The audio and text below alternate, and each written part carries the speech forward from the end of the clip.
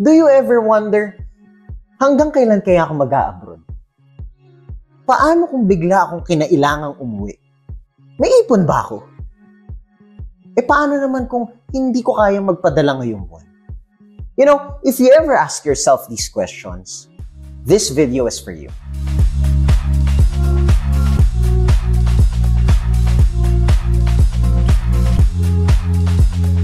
Hey everyone! It's Juan from Ramper Financials again.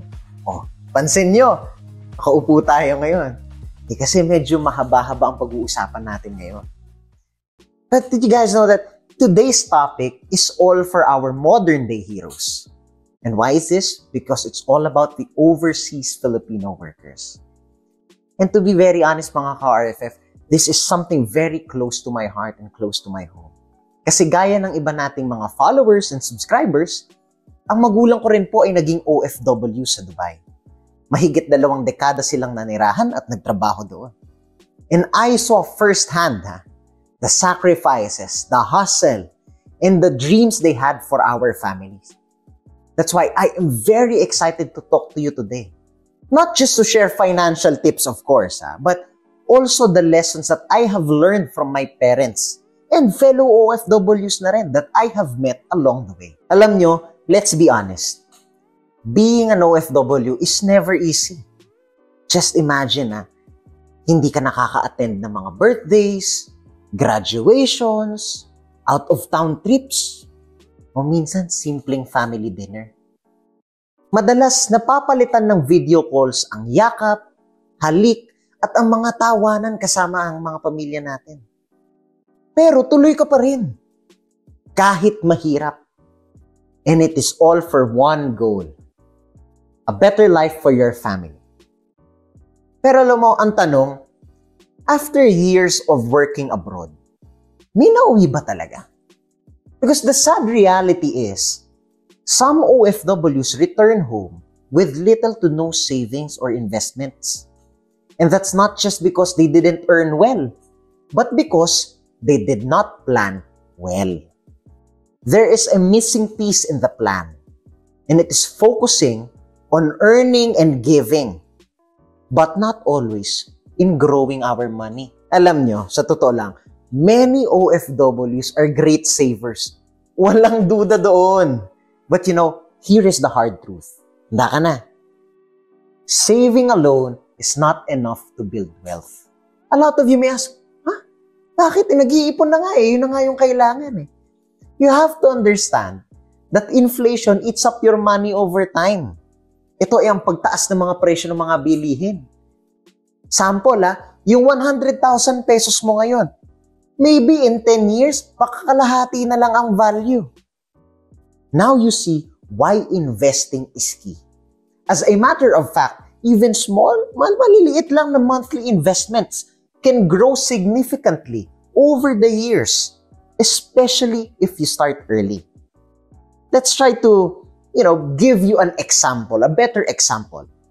If you invest, for a reason, 5,000 pesos per month in a mutual fund earning 8% per year. Just imagine, after 10 years, you could have over 900,000 pesos already. Now, this is what I like telling my clients. That's not just you working for money, but rather money working hard for you.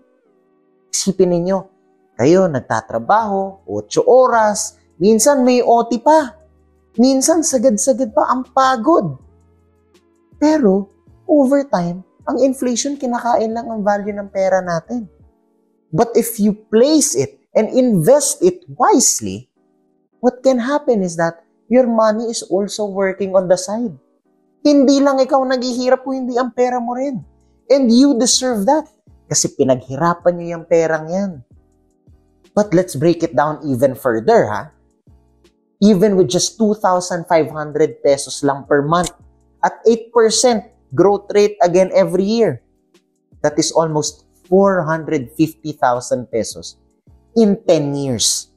Still impressive, di ba? Just imagine, another 15 years, 20 years. Gaano na kaya kalaki ang value nun? But if you still find it quite challenging to put aside money for your future self, Maybe because you are still using the old savings formula. Ito based on experience at nalaman ko rin sa magulang ko na effective. Kadalasan kasi ang ginagawa ng isang OFW ay kapag kumita na, nag-income na, diretso na yan sa expense. Tapos magpapadala at remit na yan. Hanggat naubos na. Paano kung may bago tayong formula? Pumasok ang income, ang sahod, diretso sa savings and investments, tsaka tayo magpadala and remit. Tapos, tsaka tayo gumasta. Remember, it is not about giving less. Hindi naman natin tinitipid. It is about giving smart. Tandaan, ang goal natin ay magpadala ng pangmatagalan. Hindi lang pansamantala. But also over time, habang nagpapadala tayo tuloy-tuloy, at the side, may itinatabi na tayo for our future self. Para pagdating ng retirement, medyo okay ang naipon natin. Pero ito ngayon every investment should have a purpose. It should be intentional and clear for yourself. Because yung purpose na yan, okay, that will be your goal. Every financial goal has a timeline. And every timeline needs a right financial tool. Tanungin ninyo ang sarili ninyo. Para saan ba ito? Gaano katagal ko gustong palaguin ang pera ko? Let's do a simple breakdown again. Para sa mga short-term goals, usually mga 1 to 3 years yan. Maybe to set aside for emergency funds, yung mga travel. What we highly suggest is para hindi mawala ang value ng pera ninyo at sumasabay sa inflation rate, you place it in high-interest savings account o kaya man yung mga bond funds or money market funds natin. Pero kapag medyo humaba-haba na ang goal natin, kasi mga medium term na to, may pang-down payment ng sasakyan o bahay, mga 3 to 7 years, we suggest here at Rampfer to place it into balanced mutual funds. Pero pagdating sa mga long-term goals, mga 8 years and above, mga something that is not yet reachable, okay? What we highly suggest is place it into stock funds or in the stock market because this is still in preparation for your retirement fund o kaya yung college educational fund ng inyong mga anak. Ensure that when investing for the short term, it would be best to place your investments in financial tools that do not have much volatility. Pero para sa mga medium-term goals, it would be advisable na to have a good balance. Balance na, best of both worlds, of being aggressive and being conservative in your portfolio.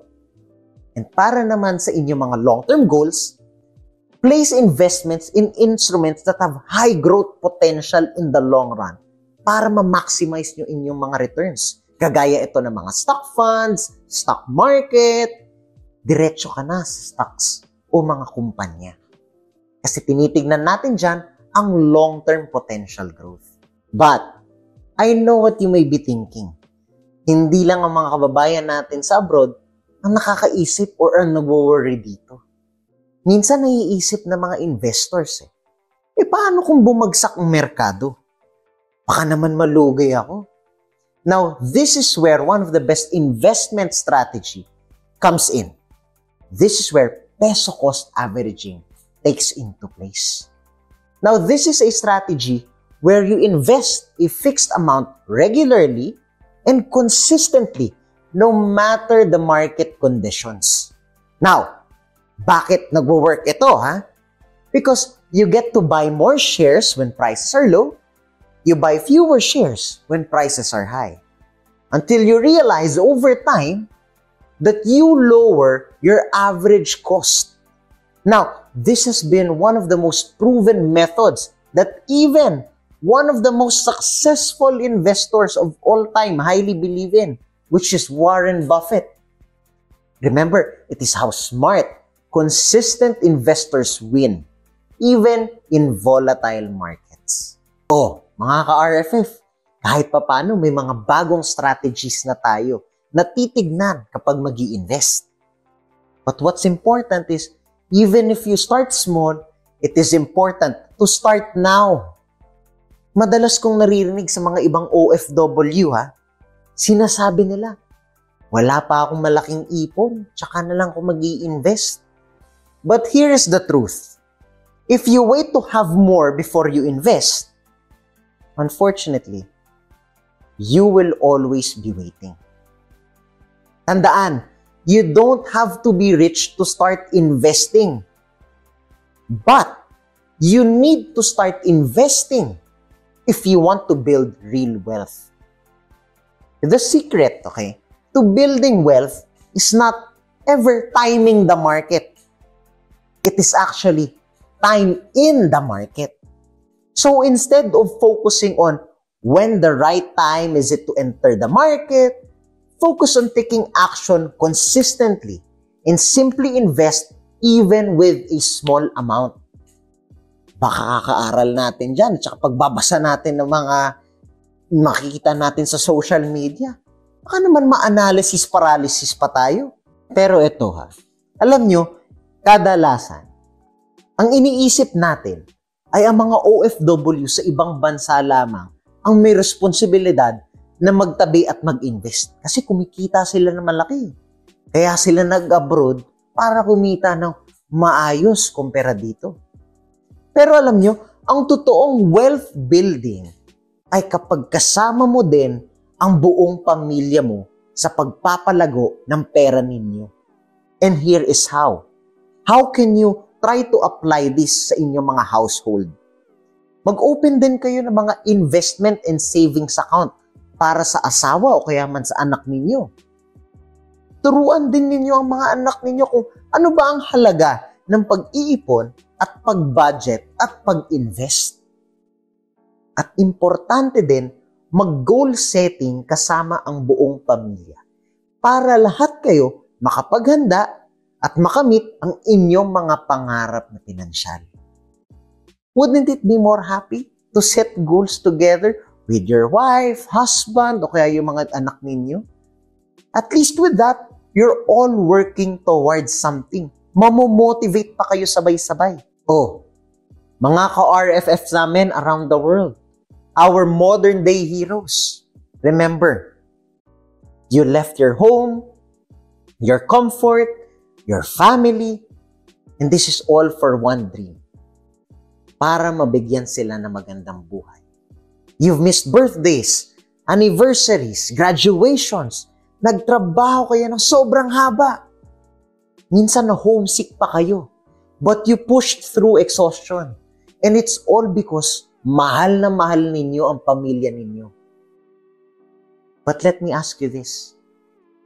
After all the sacrifices, after the money sent back home, may naiwan ba para sa'yo? May naipon ba para sa sarili mong kinabukasan?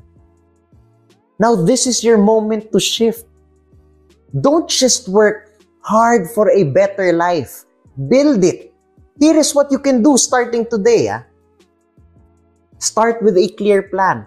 Know where you are going financially and stay disciplined and consistent. Kahit maliit yan, malaki yan, basta tuloy-tuloy. And always try to seek guidance. You don't have to do this alone. We are here, your Rampver family, to help you achieve your financial dreams. And that's why we are going to walk beside you throughout this journey. Wherever you are in the world, we are here to help you build a personalized investment plan. One that honors your hard work and brings you closer to your financial freedom. Alam nyo mga ka-RFF, you deserve more than just survival abroad. You all deserve peace, progress, and most especially, prosperity for your loved ones and for yourself. Sana mga ka-RFF, ang ating mga ka-OFW dyan, may mga natutunan kayo sa akin at sana may apply natin sa ating mga buhay. Again, this is all for yourself. But you always remember, whether you start big, you start small. One day at a time. One step closer to achieving your financial dreams.